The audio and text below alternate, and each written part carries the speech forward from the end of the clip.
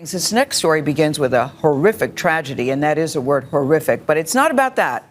Our lead national correspondent, David Begnaud, is here because, David, I heard you say it's really about strength, it's about love, and most importantly, it's about hope. Bingo, bingo. Good morning, Gail. First, a warning. Part of the story we're about to show you is hard to watch, may not be suitable for all children.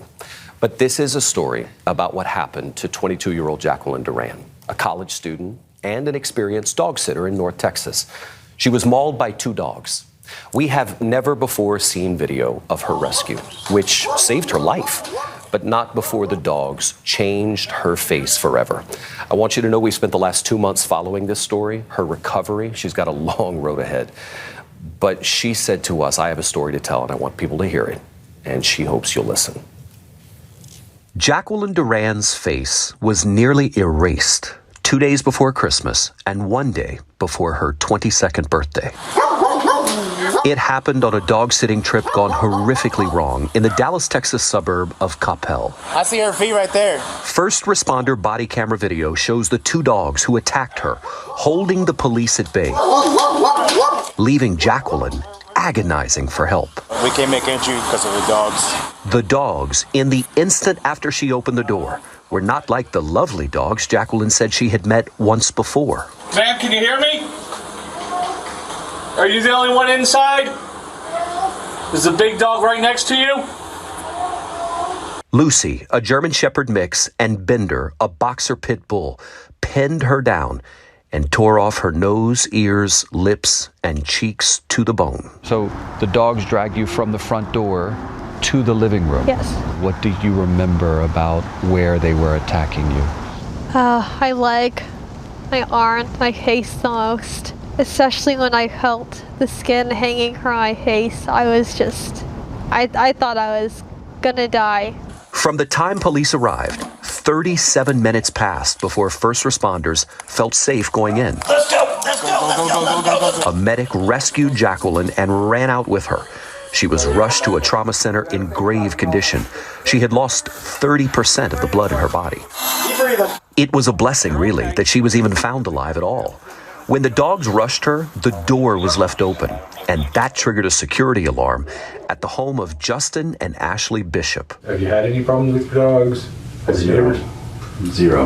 The Bishops told police the dogs came into their home from rescue organizations. I have 3 kids, one's 3 years old. No history of violence, none. But the words crazy dogs on a sign about a sleeping baby hanging on their front door is one indicator of negligence. That is according to a lawsuit filed by Chip Brooker, Jacqueline's attorney. The warning on the front door to me, I think, suggests that the Bishops knew that both of these dogs had acted aggressively to people arriving at the front door. You're trying to build this case of negligence. What do you have to prove that? What we have to prove is an examination of the dogs that we did after this attack, which we believe shows that the dogs were dangerous and had vicious propensities.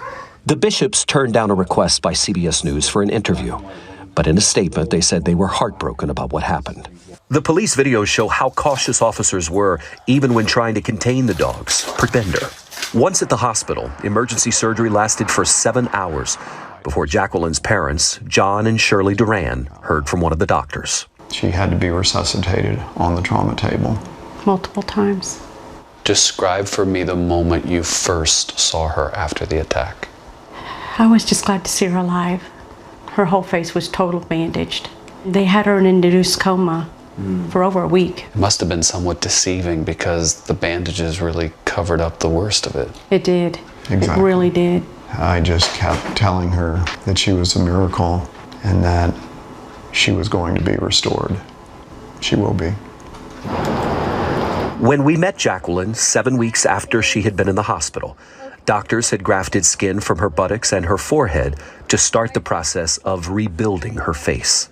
I feel like I didn't ask for this, so I think that it's time to show who I am now, and I can't be scared of it. What are you hoping to get across with this interview? I want for dog owners to know their animals and be able to communicate with their sitters how they are. These are the same dogs who you had met a week earlier that you said were lovely. You know, lovely one week and killers the next. How do you square the two? Honestly, I'm speechless. They don't change their attitude from the time that I meet them to the time that I go there for the first time. Jacqueline was released from the hospital after 60 days. Leaving there was a brave and spirited 22-year-old woman, deserving of the applause that she got from the doctors and nurses. When she got home, first responders gave her a champion's welcome. I really appreciate it. Her dogs were even waiting, and so was her boyfriend. I love you. Jacqueline doesn't want to be seen as a victim, but rather an example. And that may be why she didn't hide the scars that showed the more than 800 bites on her body. So when I first interviewed you, you could open your mouth about 5 millimeters. Yes. Now you're up to 21 millimeters. Yes. We've had the benefit of watching you heal over the course of a month, and it is notably different, better. Are you seeing that yourself? Yeah, I am seeing. And what does that do just for your own spirits? I think it really lifts me up compared to where I was. Yeah.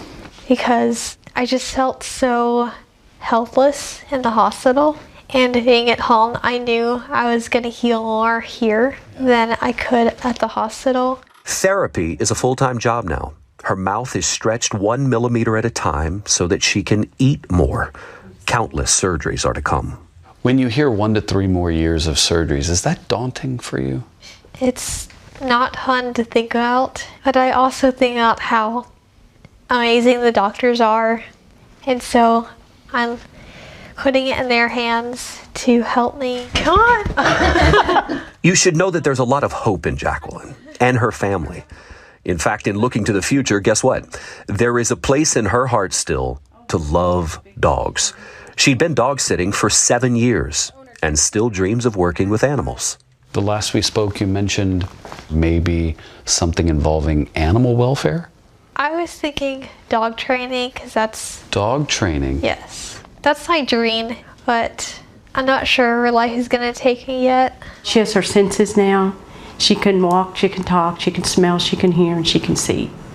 She's going to be fine, I think. Hi. In addition to the love from her family, there is 24-year-old Nathan, who she has dated for 3 years. He just recovered from cancer.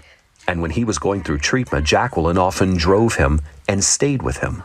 Now, I'm so grateful that I get the opportunity to show the same level of love and care that she showed me during that time. I'm glad that I get the chance to. And I'm glad that I get to be there for her. Jacqueline told us she'd like to hear from the bishops. She has not. She said, David, I would like an apology. She says, I haven't even been paid in full for the service that I went there for. I should tell you that the bishops told us in their statement that they would never put anyone in harm's way, and a Texas judge ordered that both of the dogs be euthanized.